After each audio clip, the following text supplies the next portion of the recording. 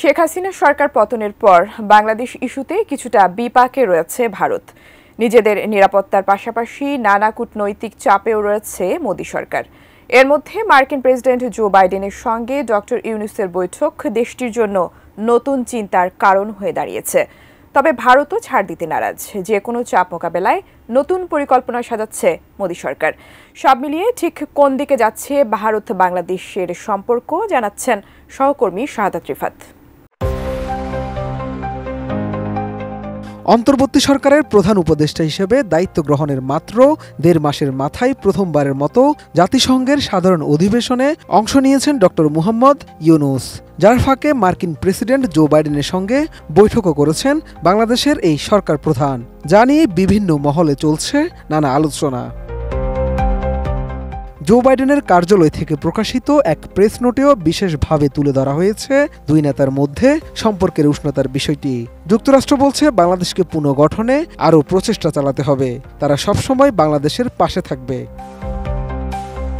মার্কিন পররাষ্ট্র মন্ত্রণালয়ের সূত্রের বরাত দিয়ে আন্তর্জাতিক গণমাধ্যমগুলো জানায়, বাংলাদেশের চলমান পরিস্থিতি নিয়ে ভারত ও এশিয়ার অন্যান্য দেশের সঙ্গে যোগাযোগ করছে যুক্তরাষ্ট্র।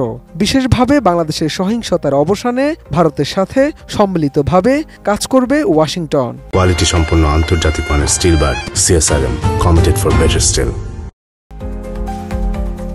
এছাড়া তারা আরও জানায়, বাংলাদেশের বিশৃঙ্খল পরিস্থিতি বন্ধ, জবাবদিহিতা এবং আইনের সুশাসনের জন্য চাপ অব্যাহত রেখেছে যুক্তরাষ্ট্র।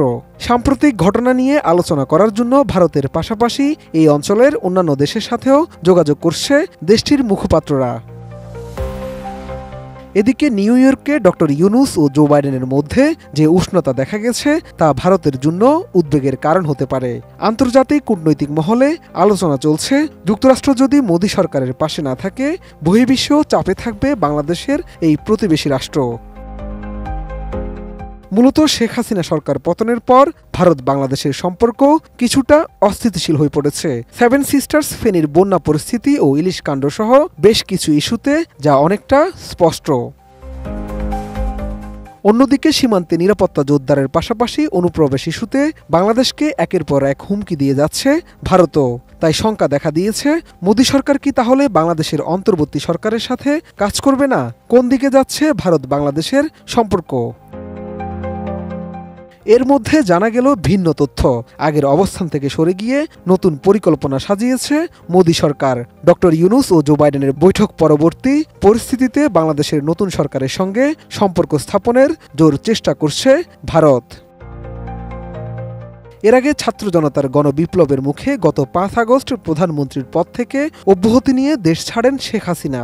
এরপর প্রধান উপদেষ্টা ডক্টর মুহাম্মদ ইউনূসের নেতৃত্বাধীন অন্তর্বর্তীকালীন সরকার বাংলাদেশের দায়িত্ব নেয়। শাহাদাত রিফাত, ATN নিউজ, ঢাকা।